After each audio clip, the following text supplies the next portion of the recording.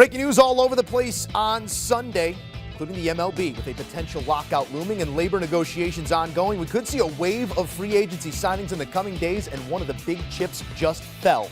Texas Rangers and infielder Marcus Semien have reportedly come to terms on a 7-year deal.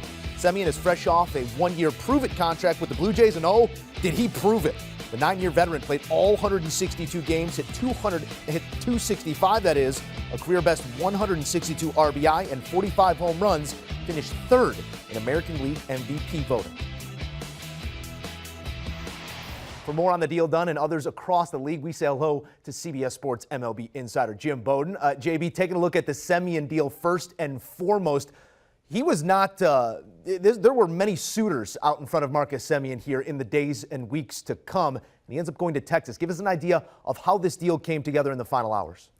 Well, the Texas Rangers were willing to go to 7 years, and they did not get a 7-year offer from any other team, according to my sources. So 7 years, 175, that's $25 million a year for a 31-year-old middle infielder. This is huge news. It's really a groundbreaking contract, and it sets up the rest of the market, Joe. I mean, now, if you're Corey Seager and Carlos Correa, I don't think there's any doubt if Semien gets 175, then you're going to get the 10 years that both of them are looking for, or maybe even more. So this definitely sets the market. Scott Boras, his agent, knew it. That's why he pulled the trigger as quickly as he did here on Sunday.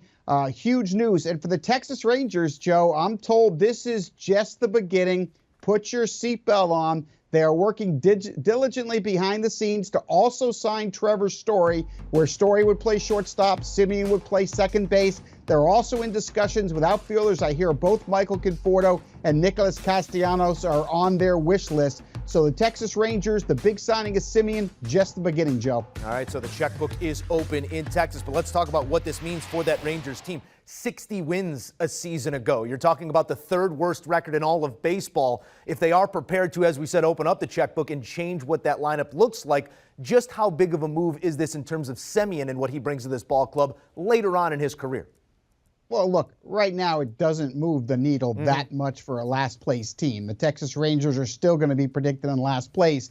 But this is the beginning of using that new stadium revenue. They haven't used it yet. They were planning for this offseason. They feel confident their farm system has young pitching that's getting up the ranks, AA and AAA this coming year. And they really want to add 3 or 4 pieces this offseason, significant pieces to make them more competitive, to make them more relevant. Semien is the beginning of that. They think he's going to age extremely well. They like the fact that he hits high velocity. This is a guy that hits 95-plus velocity extremely well, which a lot of times is the telltale if you age well when you get to your mid-30s. So they're very comfortable with this deal. They like the fact that he can play second or short. But as I said, they'd like to get Story and leave Semien at second. They knew, being a last-place team, to get Semien, they had to offer more years and more dollars to get it done. And that's exactly what they did. Career best in RBI and home run, did not miss a game. So a big move there for the Texas Rangers. That's a veteran getting paid. But do you want a sports network that delivers everything that matters about the game? The highlights, the picks, the instant analysis. No yelling, no fake debates, no politics. Hit the subscribe button and never miss a moment.